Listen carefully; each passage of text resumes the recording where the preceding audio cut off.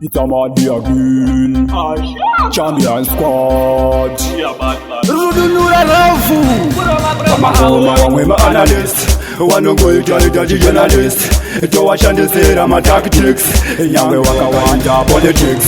Man a bad beginning, we a bad beginning. When we matakawo, tana maini. We a bad beginning, we a bad beginning. Chikatiniwa, chitoro ympini. Man a bad beginning, man a bad beginning. Matakawo, tana maini. Man a bad beginning, man a bad beginning. Champion squad, chitoro ympini. Bari mujikuna, vanongo prata. Vano yebela kunge matupu shata. Hadi kuona baita chakanaka. Nekutitaro wango mababe kurumba daka. Chini langu kili, tabakata. Kana chatanga chipata-pata, bana anubata anakumisa nekuti kana chaipa isu chinoataka.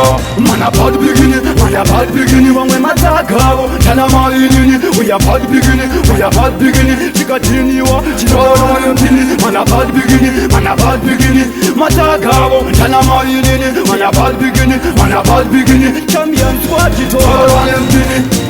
Diri kao generator, mangoma ndino meditator. Ndadi kurudura ngo hesitator. Mugeto ndino dominator. Sa politician vano ndi elector. Pana awadziva ni nominator. Zakumberi level andaseta. Pese pada pavari kutoprata. Man a bad beginning, we a bad beginning. Wamwe matakawo, tana maini. We a bad beginning, we a bad beginning. Chikatiniwa, chitoro ympini. Man a bad beginning, man a bad beginning. Matakawo, tana maini.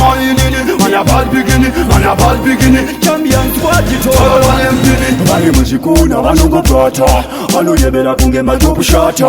Hadi kuona baita chakanaka. Nekutitaro wango mababe kurumba daka.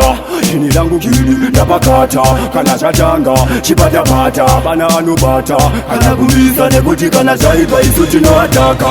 Man a bad beginning, we a bad beginning. Wamwe matakawo, tana maini. We a bad beginning, we a bad beginning. Chikatiniwa, chitoro ympini. Man a bad beginning, man a bad beginning. Matakawo, tana maini. Man a bad beginning, man a bad beginning. Champion squad, chitoro ympini. Pamangoma wamwema analyst. Wanogoitaji journalist. Towashandisera my tactics. Nyangwe wakawanja politics.